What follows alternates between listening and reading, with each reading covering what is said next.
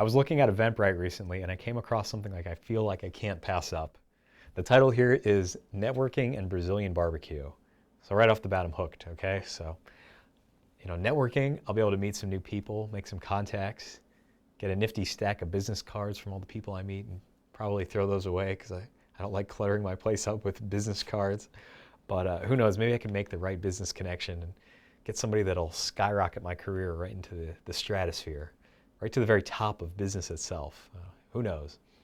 But the thing that really gets me is the Brazilian barbecue. I'm kind of more interested in that because I'm somebody that loves eating food, loves eating it in mass amounts, and really enjoys trying new cuisine. And this checks off all the boxes. I've never had Brazilian barbecue before. One of the things I know about it is that they specialize in just having lots of food just continually at the restaurants, bringing it out to you until you tell them to stop by like flipping over a card that says so. And this all interests me. The food focus thing, I'm psyched. I'm hooked. The one other thing I know about Brazilian barbecue is that they kind of specialize in the meat. They like to really focus on how it's cooked, cook it properly, and then kind of just slice it off and slap it on your plate. So that sounds awesome. Kind of just getting back to basics. Like your caveman desires. Just I want that meat right off the fire, out of the fire pit, and just tear into it. So I'm in. I'm down with this. The thing that really gets me though is the description for this event. This is what makes me have to go because I need these questions answered that are brought up in the description. I'll read it for you. Before I do, I'll give you a little more context. It seems like like the side note to the title this is kind of a celebration for the first 100 days for the company being in business. So that's cool. The company that is holding this is a granite stone seller, selling granite and stone for seemingly home furnishing, remodeling. I'm not sure what that's called exactly, that industry. I'm guessing that the networking event is implied that it's for people in that industry, but it doesn't say so. So I think I'm going to try and get in on a technicality there, exploit the loophole. But I gotta go. I want to meet these people, and I want to know what's going on with this event, because here's how it is described. Networking and Brazilian barbecue. Stone is social, is our flag. Your choice creates wealth and opportunity for many. Stone is a tool of social engineering. Our lives become better with a stone. It represents calmness, reflection, and a statement. I want to commemorate, to amaze friends, to start a conversation. To invite, travel with me. Tour our showroom, network with industry professionals, and listen stories, grabbing a taste of Brazilian barbecue. I understand maybe one or two of those sentences. I mean, the first sentence really throws me off here. Stone is social, is our flag. I have no idea what that means. I could kind of get behind stone is our flag, like they're saying this is our banner, this is what we're all about, but stone is social.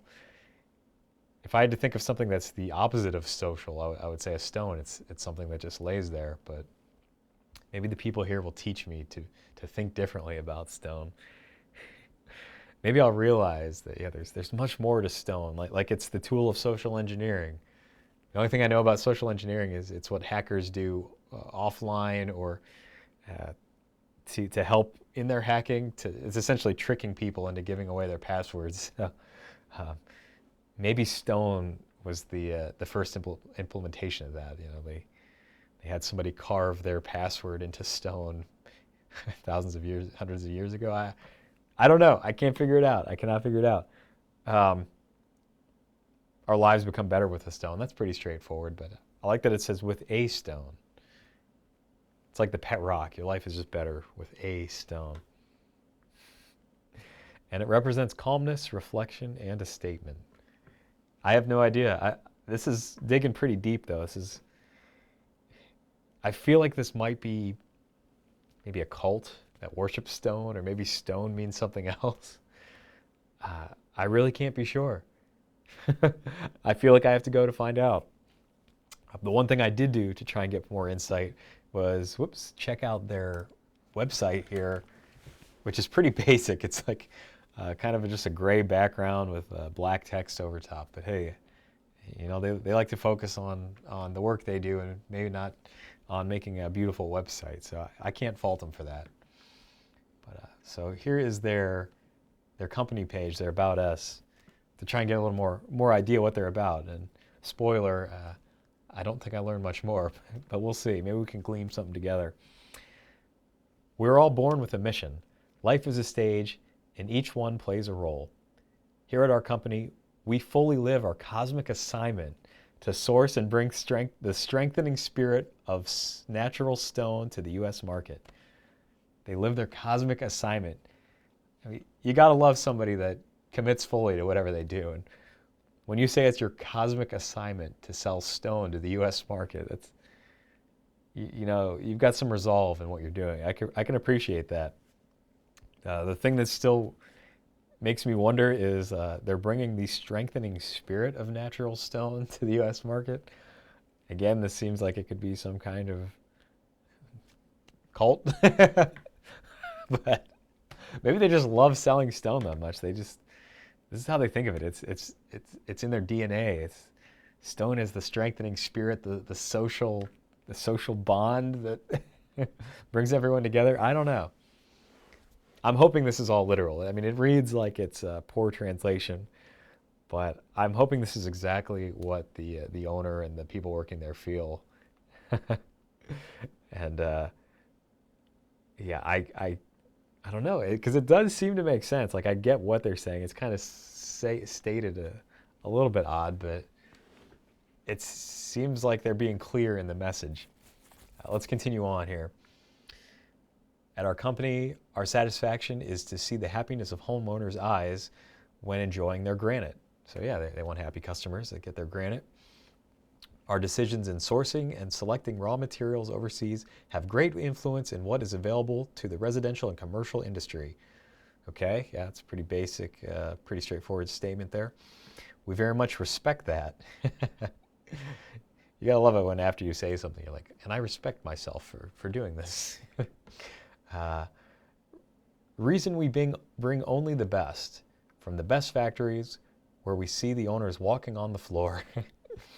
So they only work with the best people, and they only work with the people where the owners are walking on the floor, getting their hands dirty with the stone. And then these people standing high above the workers, watching over and just taking the money. They work with the real deal, I guess. Our company's board of directors has decades-long, better saying, generations-long alliances in Brazil and Italy, today's main quarrying country, and the historical hub for worldwide marble and granite, respectively. I think I see what they're saying there. Obviously, they're saying they get their stone from the best sources. I do love that they're like, we have decades-long experience. Better saying, generations-long. Yeah, you gotta beef up your language as much as you can to sound as good as possible. So again, I'm down with it. Finally, here to round out the article. So we decide to bring a pristine operation whose goals are, 1, to accomplish our mission of sparkling fascination through stone, and to perpetuate generations of peoples overseas working with marble and granite. I really hope that they mean that they want to have sparkling fascination of stone. I don't know exactly what that means, but I like the flowery language of it. It's sparkling fascination that they want. Very simple goals, which start in the choice of the U.S. homeowners. Your choice shares wealth in the exponential manner. Your choice is seed to opportunities and lifestyles across the globe. So if you make the choice to buy stone, it has a butterfly effect, improving the whole world around you. Let's hope. See, these guys, they have a whole new idea on the simple trade of providing stone to people. They're like, no, this affects the whole world. This is our cosmic assignment. So I really want to go to this. I just hope I don't get roped into some kind of cult and become someone that only thinks about stone and thinks it's the healing ultimate power in the universe. That, or maybe it's like a multi-level marketing where they get people all whipped up and just crazy about their product to the point where it doesn't even really make sense that they think the whole world centers around their little product that they're trying to push. So this might be that. I really hope that's not the case. If this is a trap, it's a good one because they're bringing me in with the barbecue. We'll see. If my next video after I make this one is all about how stone is going to improve your life and how you need to furnish your home completely in stone and enjoy its healing powers, then you'll know that I've been captured captured by the stone industry and become one of their pawns. Oh man. Yeah, I just love everything about their website here. Just some of the unique language, the simplicity to it, but the beauty. Like here they're talking about their collections and their showroom. We slice, capture without hurting from underneath the soil or bare exposed under the sun rock, minerals before not comprehended, many time associated with hardship, not of much added value, and by touch and inspiration we transform into luxury and lifestyle, shelter and opportunity. That is the true act of an alchemist. Again, I get glimpses of what they're saying, that they find these dirty old stones and then kind of cut them out of the earth the right way, that now they're beautiful and they create luxury and shelter and opportunity.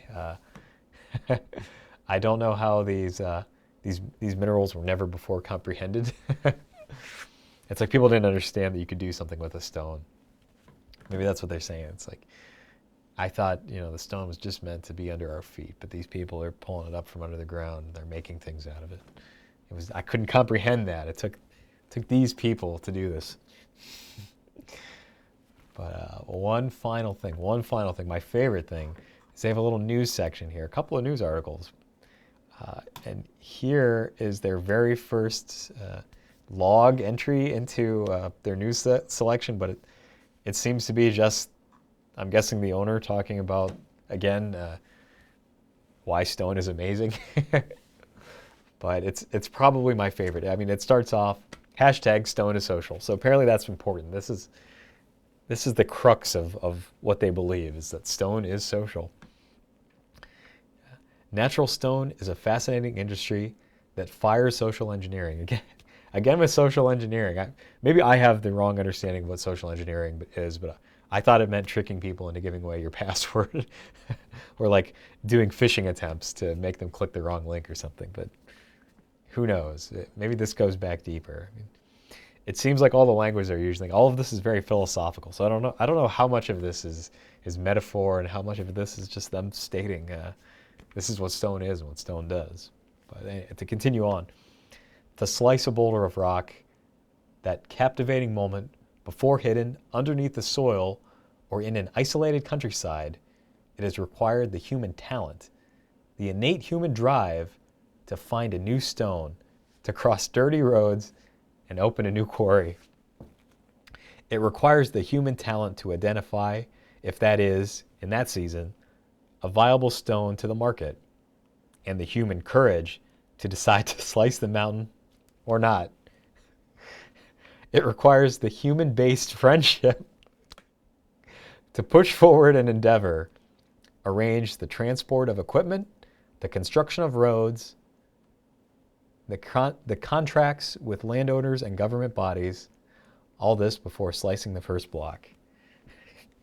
I want to continue on, but I love the fact that they say it takes courage to decide to slice into that mountaintop, or not. And it takes human-based friendships. Sometimes this almost reads like, this was maybe made by a computer, that some kind of AI that has an idea of what stone is and what humans do, but kind of misconstrues everything. So again, if I go here and I come back and I talk like a cyborg, then somehow I got plugged into the Matrix and and love stone and everything about it. Continuing on though, in the hunt for the unseen, quarry hunters live stories of challenge, thrust, and love. Yeah, I think that's what those quarry hunters are all about. They like the challenge. and they're all about that thrust. And with thrust comes love. So that's the quarry hunter trifecta right there. Challenge, thrust, and love. To slice a mountain, it requires the coordinated work of multiple people, giving hands, polishing wealth from an economic common denominator. You got to polish your wealth. The natural stone industry shares wealth in an incredible manner. Often I say, when I see a slab of granite, I see two men, not only one, and a puppy. It says that verbatim. It says, often I say, when I see a slab of granite, I see two men behind, not only one, and a puppy. I get the idea all the way up to the puppy part. Like when I see a slab of stone, I see two men. Like to me, that reads like when I see the slab of stone, it's been cut from the ground. I see the work of many. But now there's a puppy in there. I have no idea what that means. I hope this isn't some kind of translational error, that they literally mean when they see this, they see two guys and a puppy, which could be a great idea for a TV show or for a movie.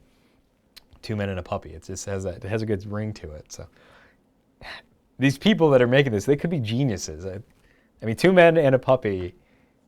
Oh man, I love this. I love this so much. I don't know if it's metaphorical. Maybe puppies are used to like sniff out good stone, like truffle and pigs. I really don't know. Oh my gosh, I'm gonna have to. I have to ask this. I have to go there and ask and find out why they see two men and a puppy when they see stone. Oh my gosh. Okay, I got to read on. I got to see if there's anything. I don't know if there's anything that can top that, but I'll finish this out and then I got to go. I'm going to this thing.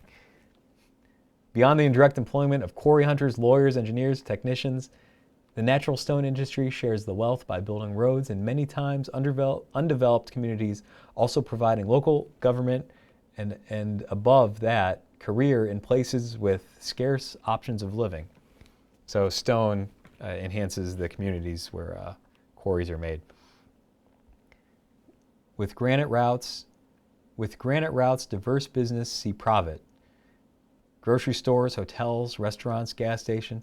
This money comes from the choice of the U.S. homeowners in choosing nature's premium raw material that is just sliced and polished and carries neatly Mother Nature's imprint. See, stone, it carries Mother Nature's imprint. That is very poetic and beautiful. That's got to be what they mean. But I love this. So I'm excited. I'm going to go. I'm going to eat some Brazilian barbecue. I'm hopefully going to hear more gibberish about why stone is so great. And hopefully I'll learn why when they see stone, they see two men and a puppy. So that's it. I'm going. I'm leaving the house.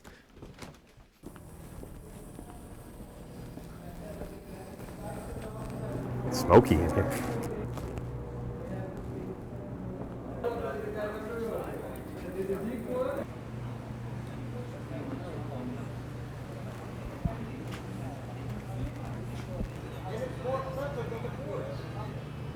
Cheers, my friends. Cheers. Cheers. Oh, Stone is social. I went to Stone is Social, and it was everything I hoped it would be. I'll say it was not a multi-level marketing scam, and it was not some kind of cult that worships stone. It was, in fact, a company run by a man who's very passionate about stone and has very interesting philosophies on it. I am very glad I went. I know it looked like a very quaint little event in the little clip I just showed, but it actually got kind of bizarre at certain points. I'll certainly explain further and show you the clips that I have. You'll also notice at the end of that little clip that I just showed that everybody's faces were blurred when they were doing the toast, and there is a reason for that as well, and I'll get to it.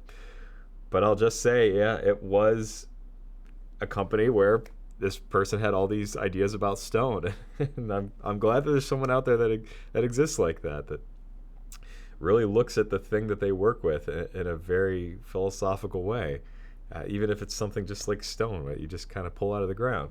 So I'll show you some clips here of what I experienced Yeah, we'll just start from the start, and then I'll get to why I had to, or I felt like I had to blur everybody's faces.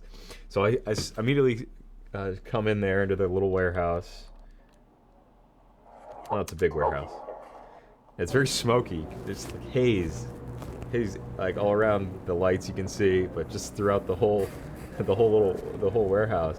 Then I hear a group of people talking. They're just talking shop, you know. There's typical networking conversations like, "Oh, I work at this place and we do this and that and charge this." And then I hear this voice kind of come in over top all those other people, and he's like, "Cut the bullshit, cut the bullshit.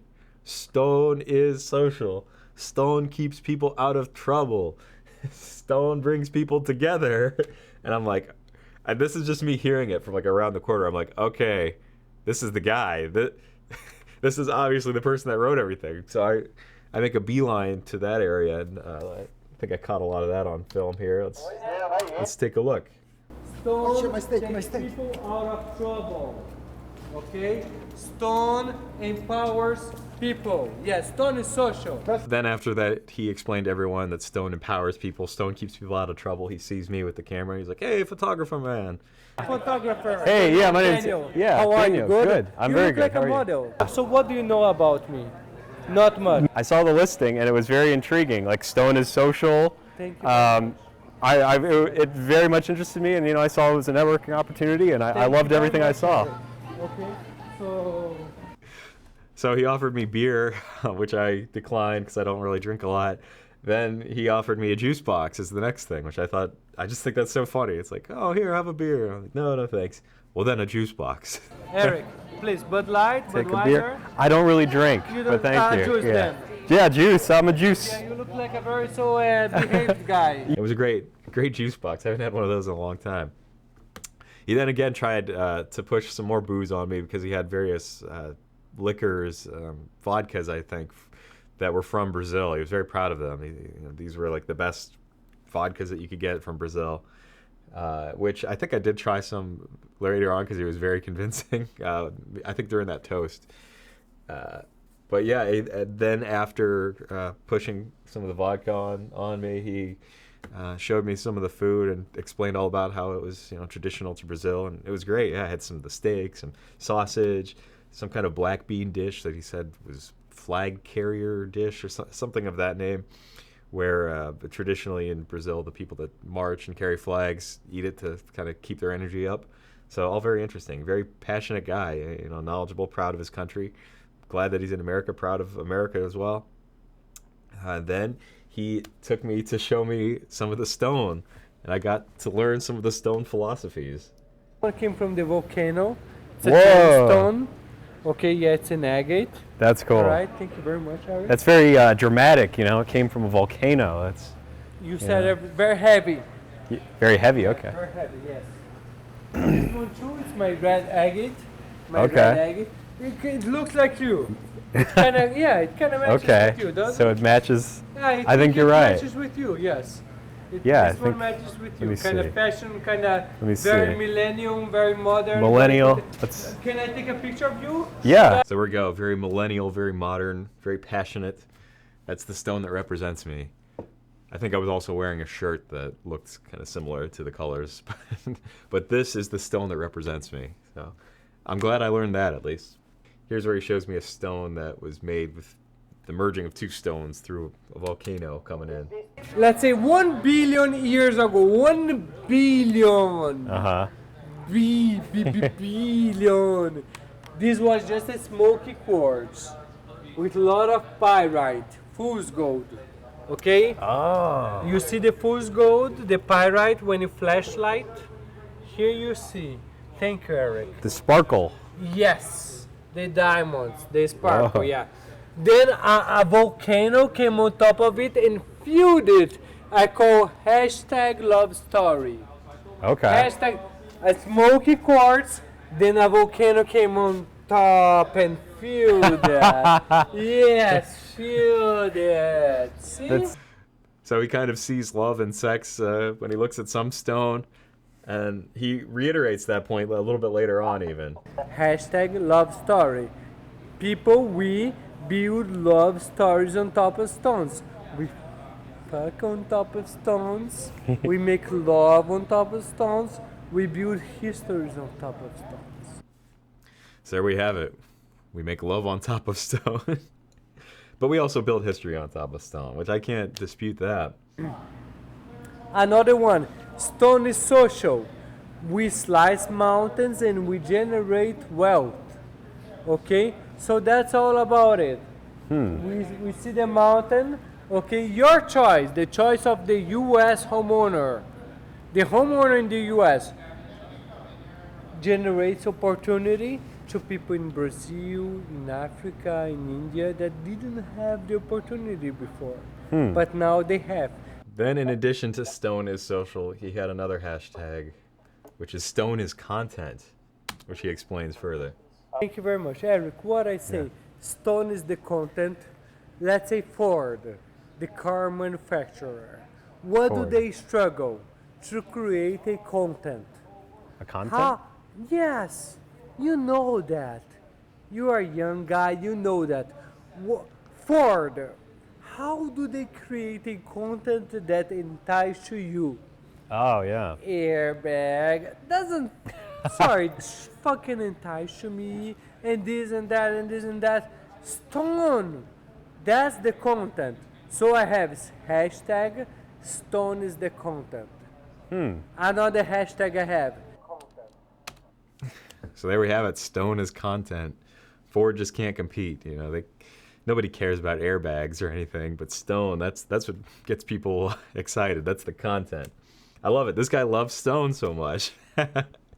It's great. I'm glad that there's somebody that passionate about the thing that they work in. He then goes on to show me even more stone, if you wouldn't believe that. And he explains how he had models in a week ago or so. He hired some models, and they did like a photo shoot by Stone. He showed me the photos. Yeah, they were very like sophisticated, glam-looking photos, very high fashion looking. That's what I'm really meaning to say. High fashion kind of looking, like dramatic lighting and poses with these people by Stone. You know, like. And when he shows me another piece of stone and he's explaining that, he kind of, looks at my camera. He's like, wait a minute. Eric, we should get you to do some photo. I'll do it more in his voice. Eric, we need to get you by the photo. Let me take a photo. Wall art. Well, So let's see yeah. Thank you, Eric. If you want, I can take a picture of you, please. You did earlier, remember? No, let me take another one. Okay. Can I? So he then takes over the camera here, and we do a photo shoot of some of his stone, just like he did the other night. Beautiful picture. I don't look awkward or uncomfortable at all. I don't look ill-prepared to have my photo taken. I look like I'm very high. I think that's a common thing with photos I take. I'm often kind of like this, like kind of look like I've just hit a dizzy spell or something. Not good. And you'd say, okay, well maybe that's just one photo, but no. I'm pretty much like that in the others. There, my eyes are a little bit more open. But I just look out of it and uncomfortable and awkward. I don't think I have anything that a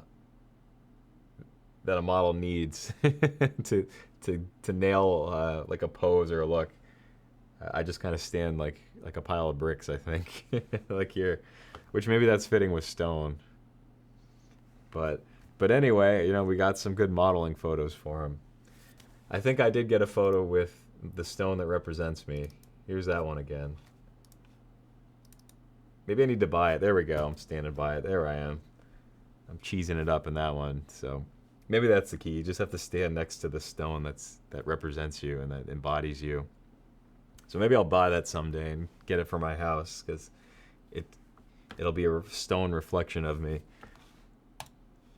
But after all the showing around, he then mingled with everyone at the party and everything. And continued to get really drunk. They had, like I said, they had all the bottles of booze there. He was pushing a lot of booze on everyone and then drinking a lot himself. And as he got more and more drunk, just kind of acting zanier and zanier, which was hilarious to me. It was fun to watch. I mean, he didn't embarrass himself or wasn't like belligerent in any way. He was just doing kind of goofy things. For instance, like there was this guy there, was kind of a bigger guy, like tall and heavy. He's like, "Wow, I bet I can lift this guy up," you know. So he kind of, and the guy's like, "Oh, okay, you could try." And then he's, kind of comes around his legs or his waist, tries to lift the guy up, doesn't at all. But it was all fun. I think I think I even caught some of it on video. Here is where they're trying to take a group photo. They're like a second away from taking a group photo with him in it, him in the center. Yeah.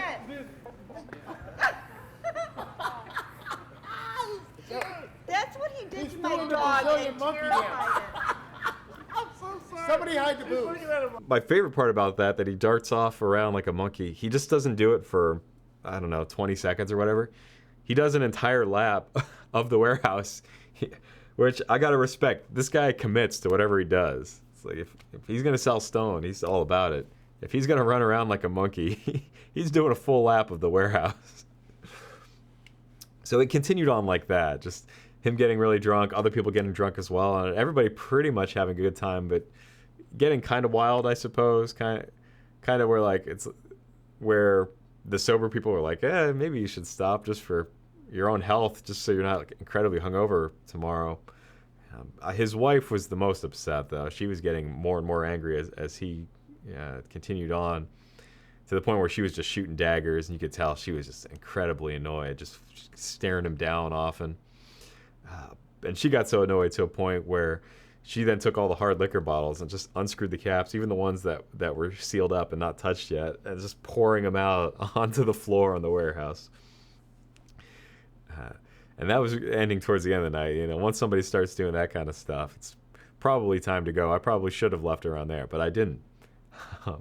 So the owner continued on, just being drunk and funny, saying a lot of funny stuff, kind of getting deep even later into like how the hardships that the other countries go through, and very candid, I suppose. And during one of those where he's like addressing the group, talking about how important stone is, this other guy comes up to me. He seemed like he was kind of like the second in charge that worked there.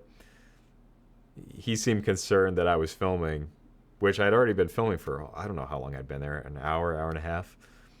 Well, maybe longer even, because, I mean, the people getting drunk and drunker and drunker, that seemed to go on for a little while, but I can't remember how long it took. But anyway, yeah, he came up to me and he's like, "How long have you been filming? You've been filming this whole thing?" And like, very accusatory. He's like, "Wow, what are you doing? What are you filming for anyway?" Like, I'm like, "Oh, I'm just like a vlogger. I'm just filming this. This seemed like an interesting event." And he's like, "If you use any of this, we will sue you immediately." And then he's like, "I'm going to go grab something for you to sign." And he wanted me to sign something saying I wouldn't use any of the footage or something. I didn't try to like stir him up any further or cause any commotion, but I certainly wasn't going to sign anything. But in addition, when he was, kind of grilling me, another guy there was then also like, "Yeah, who is this guy? Who knows this guy? Where's this guy from?" So I started thinking like, okay, yeah, it's time to go. Then when I was thinking, okay, it's time to go, I see the wife and the owner kind of emerge from, they had kind of gone off to the side or somewhere, and I could tell like the wife was like had yelled at him, and he didn't care. He was just like all over the place. But I guess because of the yelling, he had like his kids there. Kids were crying. So it just kind of was becoming it kind of reaches the point where, it's not really a fun party anymore, which that always seems to be the case whenever there's a heavy drinking involved at kind of parties or at bars. There's always like that tipping point where it just gets kind of weird and kind of sad. And that was certainly it. So I was definitely like, okay, I'm heading out of here. But he had one final funny moment where he goes, "Oh, wait, Eric, because we talked about earlier, he mentioned like, "Oh, you must work out or something. What do you like to do? Do you do karate or jujitsu?" He just asked me that randomly, like earlier in the night. He was like, "Eric, you must do karate."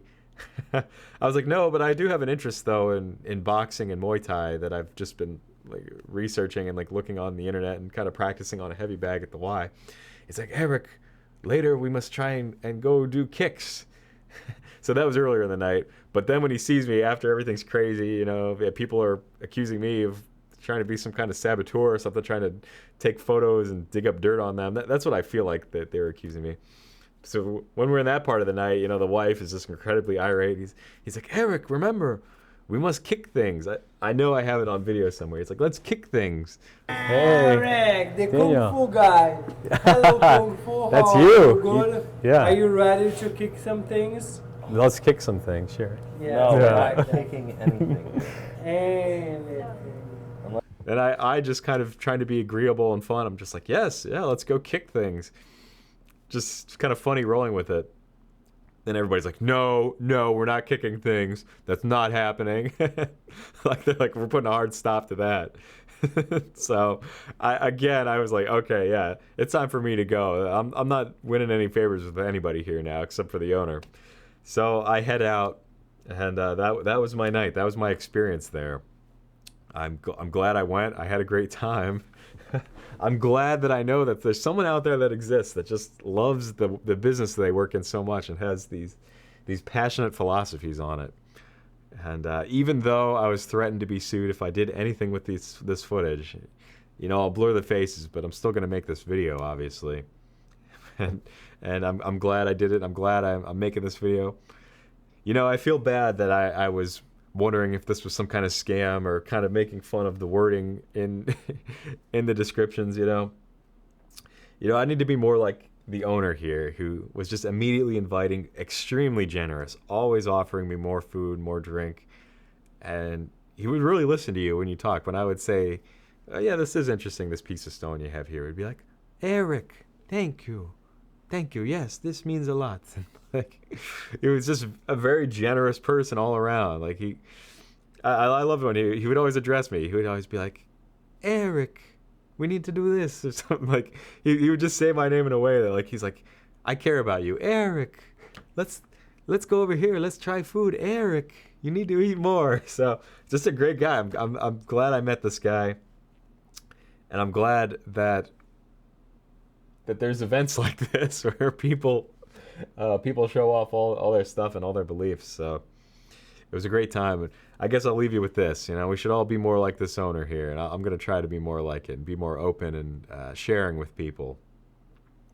And whatever it is that you do, you know, make that social. For him, Stone is social. So for me, I'm going to make the things I love social. So I'll leave you with that. This video is probably going on too long, so thanks for watching, guys, and I'll see you next time.